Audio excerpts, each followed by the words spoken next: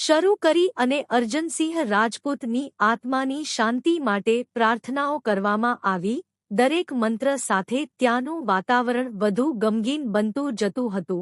મિત્રો અને ઓળખીતાઓ એક પછી એક આગળ આવીને અંતિમ વિદાય આપી રહ્યા હતા અને દરેકની એક જ લાગણી હતી કે અર્જનસિંહ એક સારા ઇન્સાન હતા, જેમણે ક્યારે કોઈનું દિલ દુભાવ્યું નહોતું અને હંમેશા સૌની મદદ માટે તૈયાર રહેતા.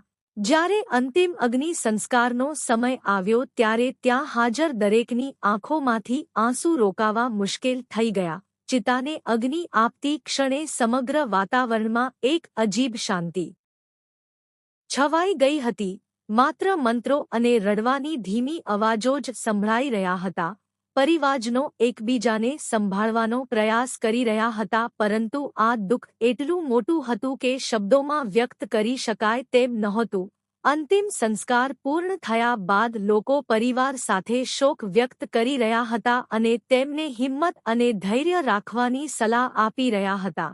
દરેક કોઈ ભગવાનને પ્રાર્થના કરી રહ્યો હતો કે અર્જનસિંહ રાજપૂતની આત્માને શાંતિ મળે અને તેમને સ્વર્ગમાં ઉત્તમ સ્થાન મળે.